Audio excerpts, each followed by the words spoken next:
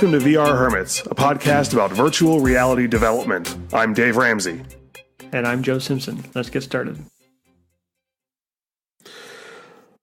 I don't know about you, Joe, but I spent all week working on my stuff for the FileMaker Developer Conference next week, which means I have no progress made in VR. Nice. I'm guessing you have some. I do. Not so much on the project that I'm working on, though. I actually had a bunch of consulting work from a couple different clients all pop up at the same time this week.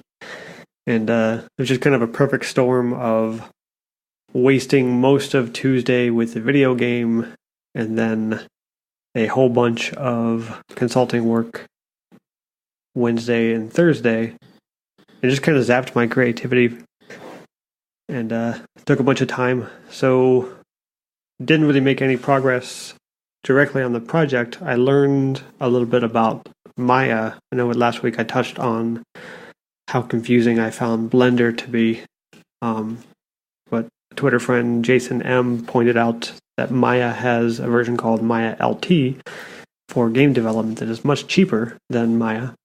So I started working with that and did a couple of short tutorials on YouTube just to get familiar with it and made a couple of really bad things just to get used to the tools a little bit. And it is much more straightforward than Blender. It just makes more sense to navigate. I just found Blender really confusing. This is not how I use a mouse. Like in any other program, why are you making me do this, Blender? I just found it kind of weird where Maya felt like it had a much lower barrier to entry, but also capable of a lot more. So was pretty excited about that. I spent most of Monday playing with Maya and then a good deal of Thursday. Yeah, interestingly enough, well, interesting to me, I decided to basically give up trying to get any work done and just spend the weekend going through all the accumulated tutorial stuff that I had on my plate.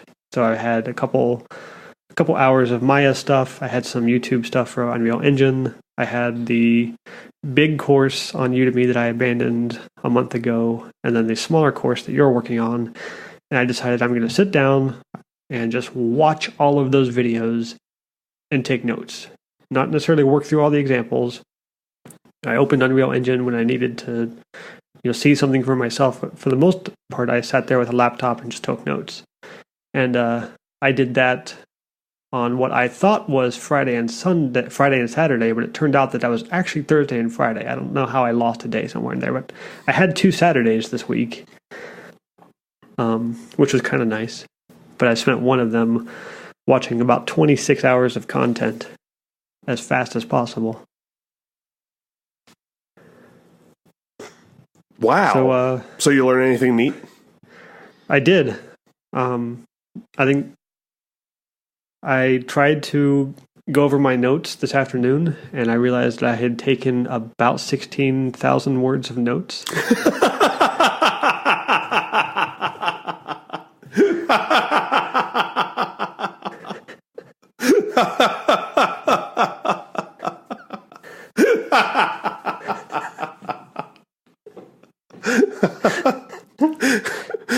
Please proceed, Joe. You find that amusing? How does that compare to like a novel? Go ahead. I'm going to do some online searching here for number of words in a novel. Okay. Yeah, I mean, those notes were spread around 4 different courses at different levels. One of them was Maya, 3 of them were Unreal Engine. And I don't really know how to drill 16,000 words down into a couple minutes on a podcast.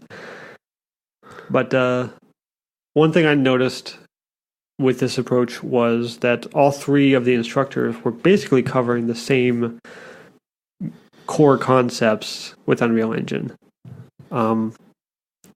Mainly level design, how to use blueprints, how to do in-game animations, a little bit of sequencer, a lot with lighting and post-processing and stuff like that.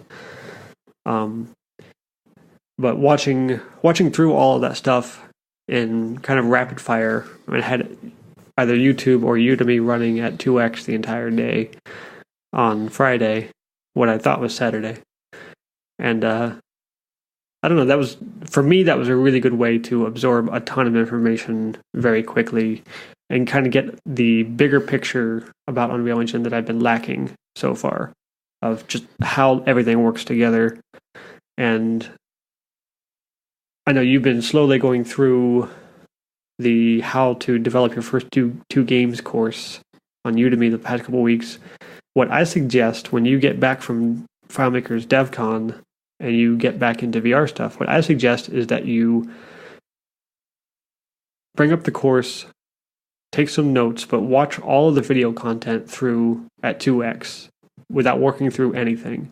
And then once you get a feel for what he's trying to do in each of the modules and just a feel of how to navigate around the editor, then go back through and work through those lessons again at regular speed. I think that's the only course I would suggest doing that with. But I think his particular teaching style of not necessarily telling you what you need to know or what you want to know at every step of the way, I found it more beneficial to actually see him work through the entire pinball thing. And then, okay, this is why he made all these decisions earlier. Okay. And then the next level, or the next module he did was it was a way more advanced game and did some really crazy stuff with just making a really gorgeous environment for a top-down game. And just watching him kind of be in the zone in the viewport and just building this world, like that was really cool itself. I might rewatch that a couple of times because I did notice about his particular style of teaching that he describes a lot more about his thinking when he's in kind of the mental level design mode than he does when he's in Blueprints. When he's in Blueprints, he basically just says what he's doing. He doesn't really say why a whole lot. Okay. But when he's in level design mode, he's, okay, we're going to put these here, we're going to get these blocks lined up here, and we're going to add a pillar to kind of cover this slight distortion that you may see at this angle, things like that. But yeah, it was a lot of information all at once. But I think, listening to podcasts at 4x for the last 3 months has made 2x seem kind of easy. So, real-time follow-up. Wikipedia says many chapter books for children start at a length of about 16,000 words. Okay. So, you wrote a children's book. Yeah, I can see that. And it's a lot of content. It's a lot of just bulleted lists and yeah, it doesn't read very well.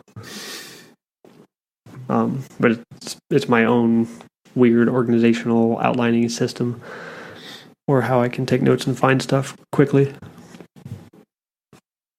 Yeah, no, I'll probably end up taking your advice because I was considering when I got back into it, skipping the rest of the first section that I'm on because it's getting into the sequencer and post-production stuff, which I want to learn eventually, but I've reached this point in the process where I know basically how to put things in a place. Mm-hmm. What I really want to do is make a thing that does something. Mm-hmm. It could be really simple, but it just needs to frickin' do something. I want to write a little bit of code. I want to do a little bit of blueprints. Let me throw an object into the world and have it bounce around or something, which will be helpful because it's the next example is a pinball game. Mm-hmm. But I need some interactivity in there, or it just feels like I'm playing with a 3D rendering tool with very, very high level primitives, which is interesting in and of itself, but that's not what I got into this for. Yeah. So when I get back, it'll be not this week and not next week, but the week after when I'm back. Mm-hmm. That's what I'm going to dig into, I think. Okay. So I'm just scrolling through my notes here to see if there's anything particularly noteworthy. I guess the three courses that I'm talking about, one of which is just a YouTube series by Matthew Madstein called the MVP Intro Series. And it was maybe 13 or 15 episodes, vary in length from like 6 minutes to 30 minutes. And he has a much more casual, borderline unprofessional approach to teaching. Like I heard him say boop several times and knocking items into place. And yeah, a lot less planning went into his course, but it was the most fun to watch. I found it the most relatable. He's got a ton of other stuff out there. Was he using boop as a verb in that context? Yep. Okay. So he would boop something into place. Got it. Yep. Lots of things like that. And he did... I wish I had found his stuff before I started anything else, because he went the slowest and explained the most in a almost condescending way, which is kind of what I need when I'm this new at something. Like, hey, idiot, do it this way. Yeah.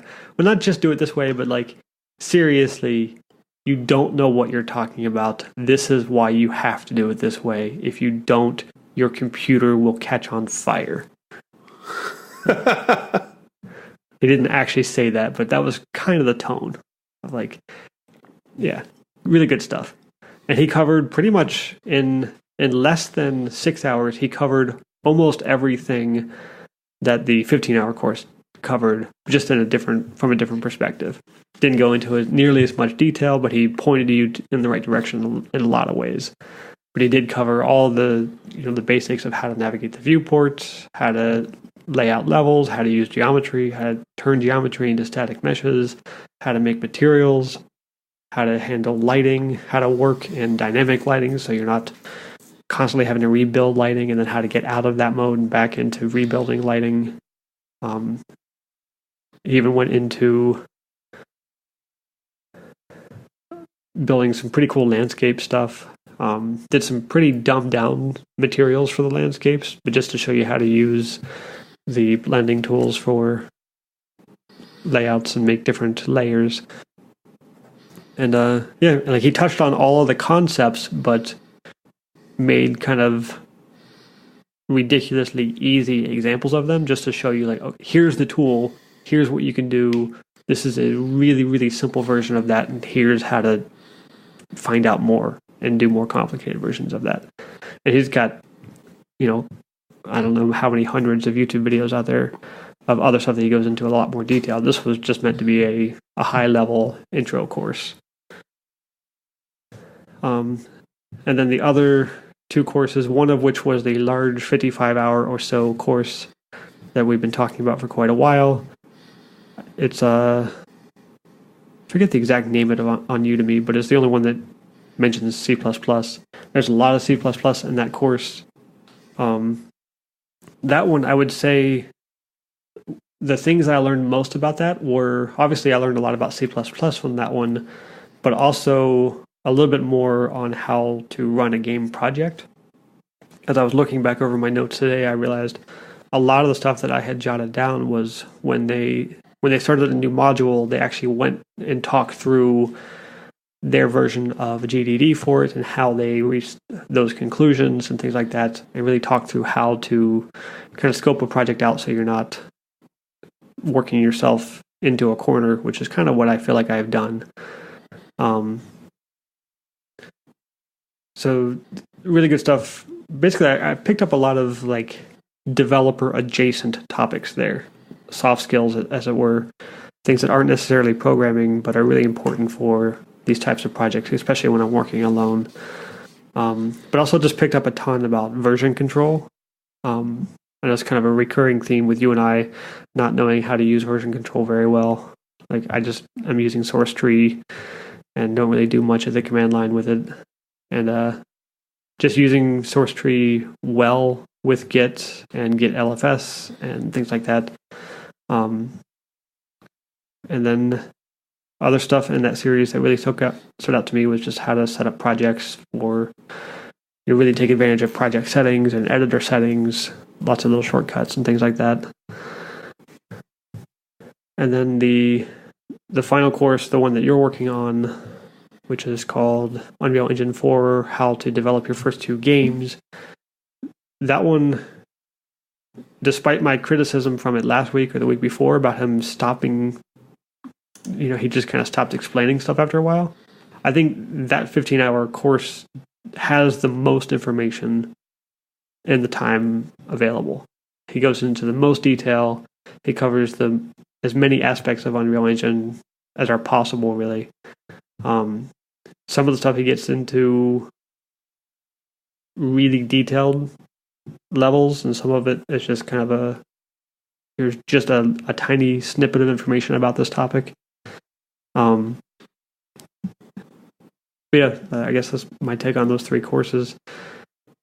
I will probably work through some of those examples, especially the survival game in section 3. I might work through that again at some point, or at least watch through it again, because it was pretty interesting stuff. So yeah, that was my giving myself something to do when I didn't have any creative energy, really, whatever you call that, whenever you don't really feel like doing anything. Juice. Yeah. And to that end, I decided I need a vacation. It's been almost 2 years since I started my business, and I haven't taken a vacation since. And I know we talked about this on our previous podcast series called Massively Unqualified Development, but I'm pretty bad at taking days off on purpose. I take all kinds of days off when I burn out and just kind of crash and burn. Mm-hmm. But those are usually unplanned and untimely. I've been pretty bad about actually taking time off on purpose, and then kind of working normal hours. What I've tended to do is work for a ridiculous period of time for a ridiculous number of days straight, and then kind of crash and burn for a couple of days and play video games or watch some TV shows or read a bunch of books, and then rinse and repeat. That's pretty much what I've been doing the last 2 years. Yeah, that's a mental health day, not a or what other people might call a weekend. Yeah. Not not actually a vacation. Yeah. Yeah, it's not as relaxing because I always feel kind of bad for not doing what I had already decided to do that day. So there's always that kind of background anxiety of like, I've got 8 things on my to-do list that I'm not doing because I'm sitting here playing video games. So what are you going to do for your vacation? Well, the first 3 days I'm going to play video games. Are you staying at home for your vacation? For 3 of it, yes, and for 3 of it, no. Okay. So I'm actually going to a lake in Pennsylvania in the middle of nowhere. There's a cabin and a lake and no people. And then you're going to sit down and write Walden. Not quite. Although I may take a copy with me. I try to read that every year. It's been about 9 months or so since I read it. That has been one of the really nice things about getting into ebooks over the last decade or two, is being able to take 15 novels with me on vacation really easily, without like filling an entire suitcase with nothing but books. Yeah, I went mostly electronic earlier this year and consolidated from about 700 books to 56. And Walden was definitely one of the few that actually still have a paper copy of.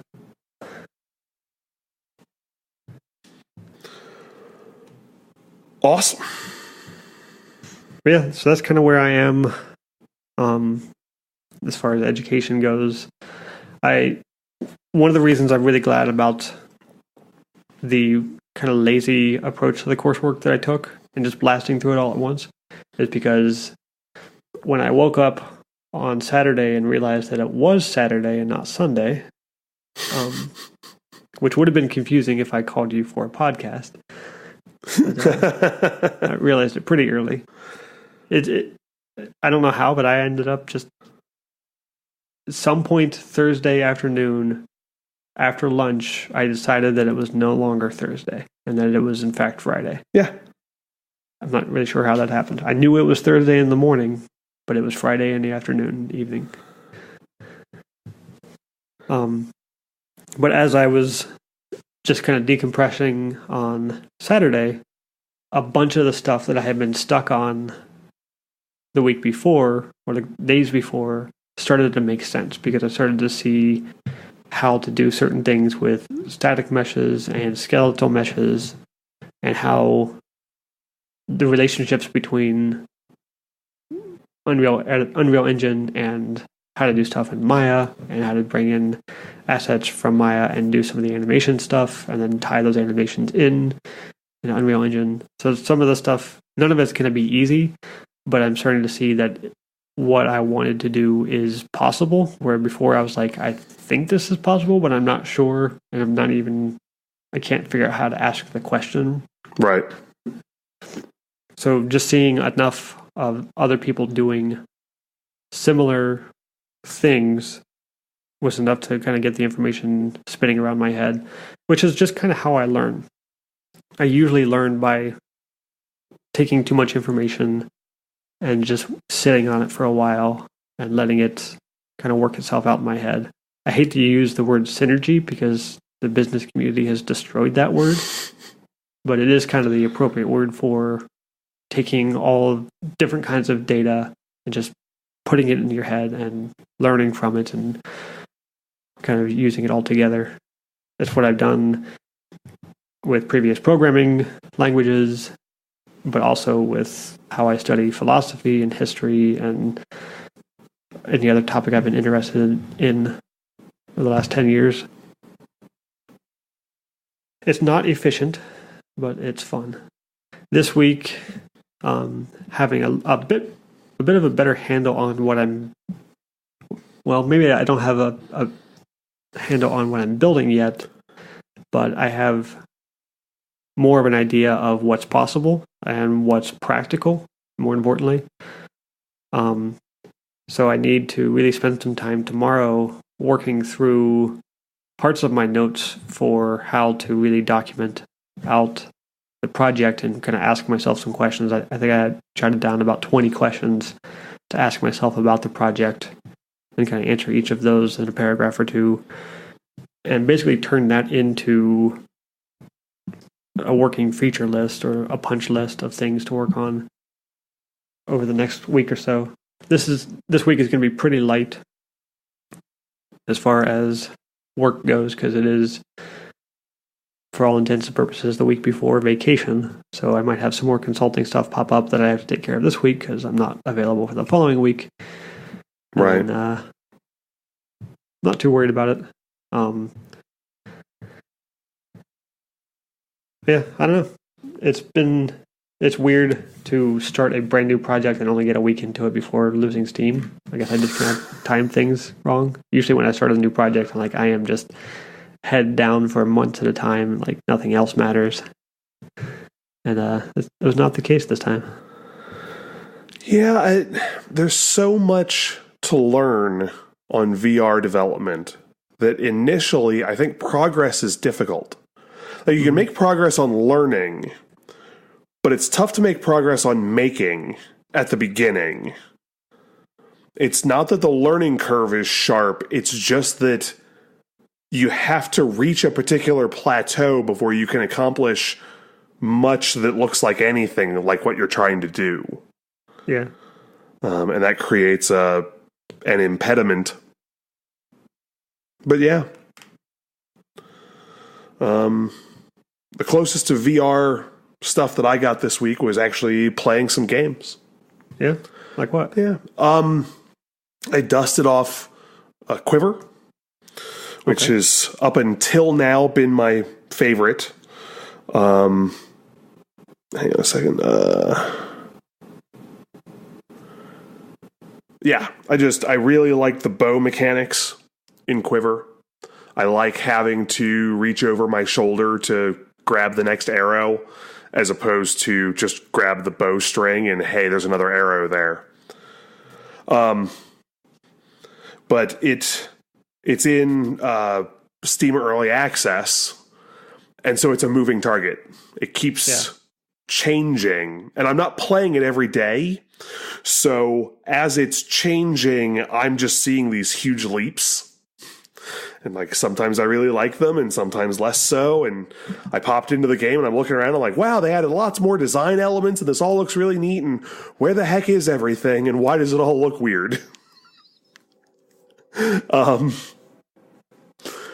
Part of that effect is also predicated on the fact that I liked what I had played originally so much that I didn't really need them to do anything else. Yeah. Like, I would have been fine if that was the game and they were done, if they just exited early access that day. Apparently, they're trying to accomplish something else, and okay, that's fine. But it was a little... it was just an interesting experience. I'd never done something that had that level of motion from successive things. Like, people will add new levels, but they'd kind of finished on the earlier stuff. So it was just, now there's a level 5 instead of ending at level 4. Okay. And the world itself just keeps getting bigger, which is just a new experience for me. Then, because I was liking the bow mechanics so much, I tried Trickster for the first time, which had your favorite bow mechanics. Absolutely. Well, maybe not. I don't know if necessarily favorite is the right word. I just think the haptics and the sound feel better. Okay. But I particularly like the game itself as just a fun fighting game because you can switch between the bow and the sword so quickly. Mm-hmm. Yeah, neat game. I spent a lot of time getting killed by things from weird angles. Yeah. Like this large orc just kind of sidestepped around a pillar and now I'm getting chewed on. And it's not entirely clear where I'm getting chewed on from. But are you playing it in teleport mode or locomotion mode? I was doing locomotion. Okay. What do you think of that? Is there an option to turn off the narrowing field of focus? Yeah. Okay. Yeah, that was ridiculously narrow. Yeah, it's if I could just make it smaller or less small, I would probably be okay. They added that in some update where it wasn't there before, and then I jumped in to play. I'm like, what is this? And immediately went and found a way to turn it off because after being used to just running through the world, having that tiny little circle was insane. Yeah, I don't really get motion sick, so I'm not really the right person to tell you exactly how your motion system should work. The previous time that I had gotten that tunnel vision on motion was from Google Earth. Mm-hmm. And it's an interesting effect on Google Earth. With the tunnel vision on, I don't get any kind of... I don't sense motion.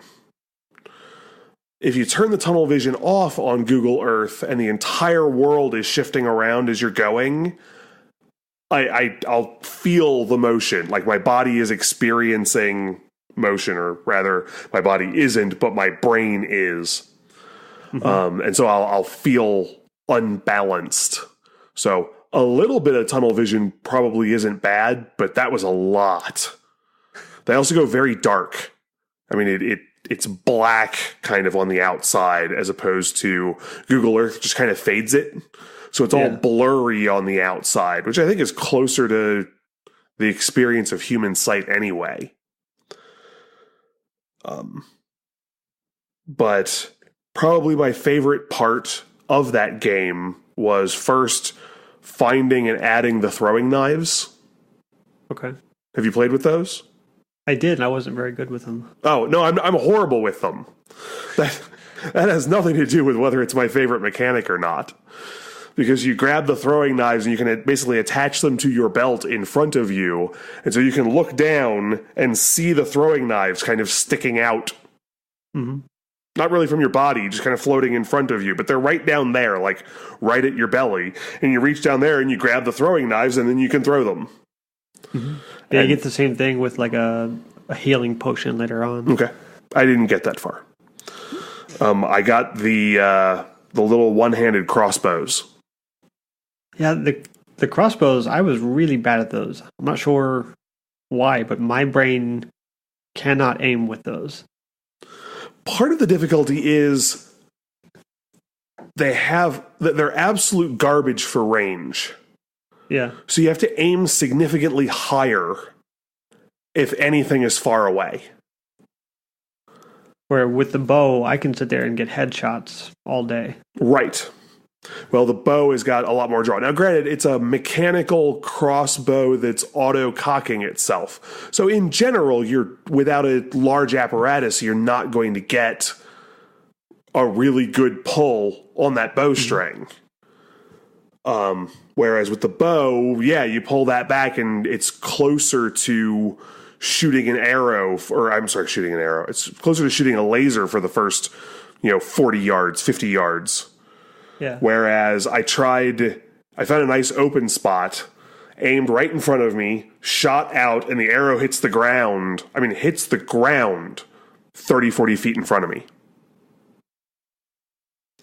And so I had to aim what felt unnaturally high to make that work.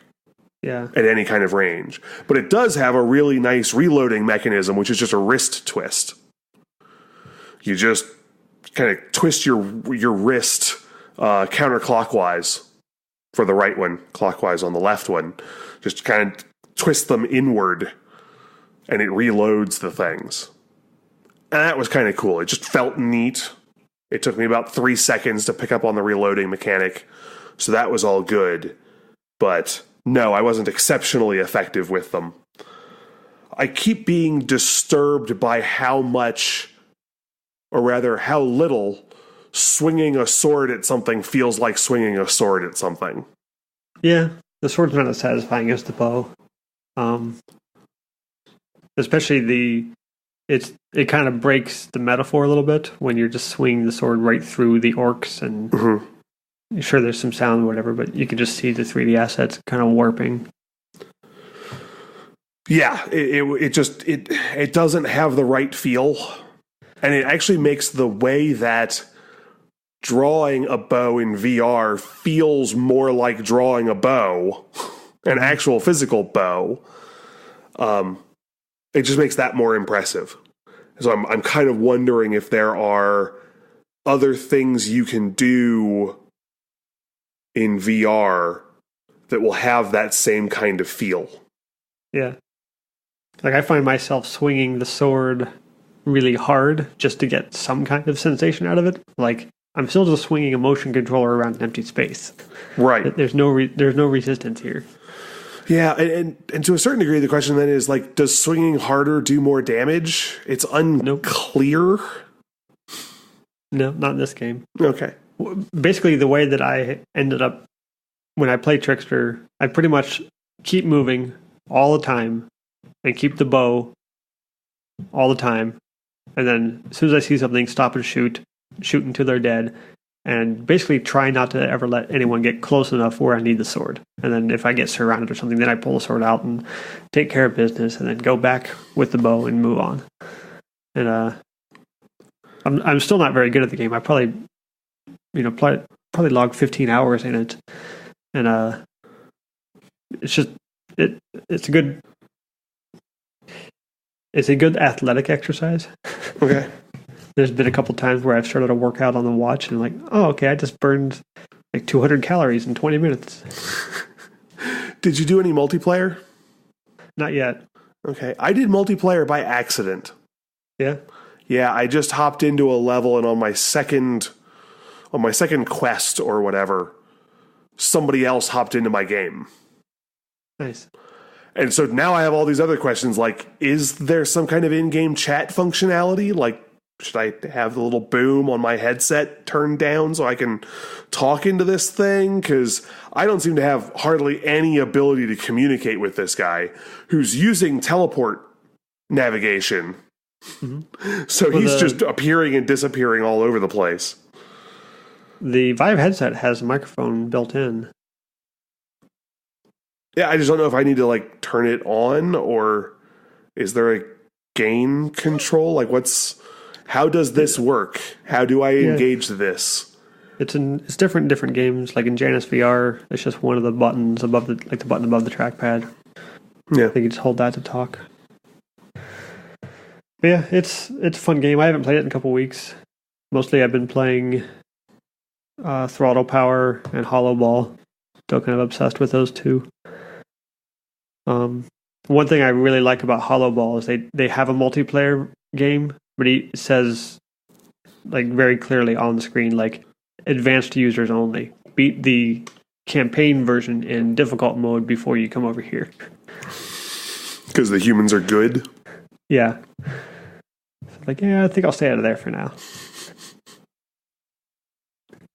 That's a ton of fun. I do have Super Hot, and I think I told you about this earlier, but I've got Super Hot.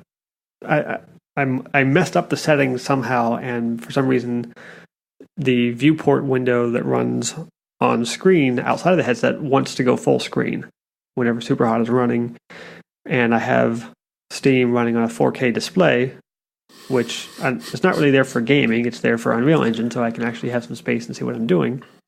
And it's a great working environment, not an ideal gaming environment at this point. But Superhot wants to run in 4K on the viewport, which is a really bad idea.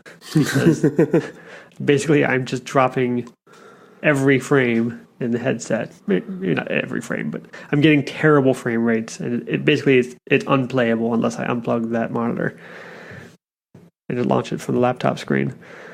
That's the only game I've seen like that. I'm not sure what changed sometime in the last couple of weeks where it's launching like that. I may have just been playing it before I got that monitor because I just got that about midway through June. So I'm not sure. But yeah, it's fun. I just have to unplug stuff to play it. There was a new Google app that came out recently, maybe 2 weeks ago, called Blocks by Google. Have you heard of this? I saw the listing in the announcement, but didn't really dig into it. So it's basically just kind of what it sounds like. It's a 3D asset building tool where everything is simple, much more simple building block type materials. It feels a little bit like Tilt Brush, but simpler in some ways. I got it and played around with it just long enough to confirm that I'm not an artist. And then basically been watching Twitter over the last week as people who are artists make mind-blowingly amazing things. Like the first time they walk in. Yeah, it's really cool. I've seen some really stupid headlines around it too. Okay. I saw one headline that says Google positioning themselves to be the Photoshop of VR. What? Sure. Who writes this stuff? But yeah, it was pretty fun. I don't know. It's a fun little playground type thing. I made a couple of things, and according to the feature list, you can then take those things and export them as a 3D asset to use in your game engine. But I couldn't really figure out how to get them out. Like just derping around the browser, I could see where those settings should be, but they weren't there when I tried it.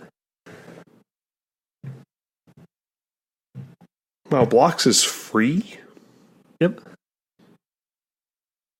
I should go ahead and pick that up before they decide to charge money for it. Yeah. There is a game called Untitled, in all caps. And it is just a simple puzzle game. And it's worth picking up. It's an indie developer. Pretty well done. Very minimalistic type of game. You're just in a white atmosphere and solving puzzles with some basic shapes. And just, I don't know, some really good design choices made. You have to like throw things in certain ways, and gravity goes up or gravity goes down. Just different things react in different ways. And at no point is there any words printed anywhere or anything spoken. It's all just done graphically, which is part of the thing that I was kind of impressed. Like he or she communicated a ton of information without ever saying a word. So I thought that was pretty well done. I always admire stuff like that. Huh. I'm watching the video right now. Neat. It's the kind of game that I have a tendency to do really well at for about 20 levels and then never be able to advance again. Yeah. I'll hit some wall, and no matter how long I look at that screen, I will never figure it out, and I will be done. But it's $3 right now, so boo-hoo. Yeah, and that's one thing I like about VR games is you're much less likely to just Google the answer. So that's kind of a pain in the butt to take the headset off and do that.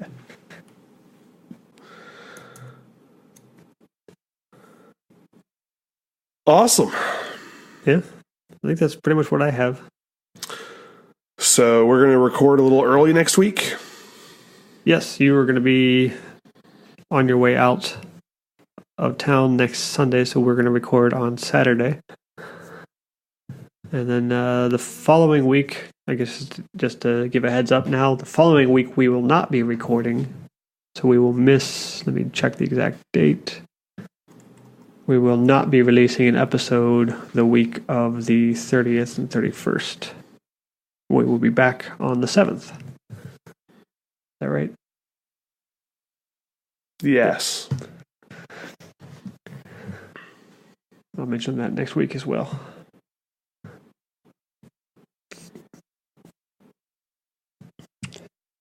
So do you want to read through my 16,000 words of notes now?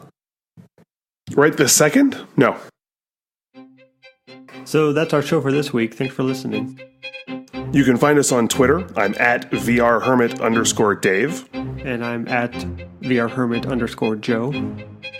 We also have a website, vrhermits.com.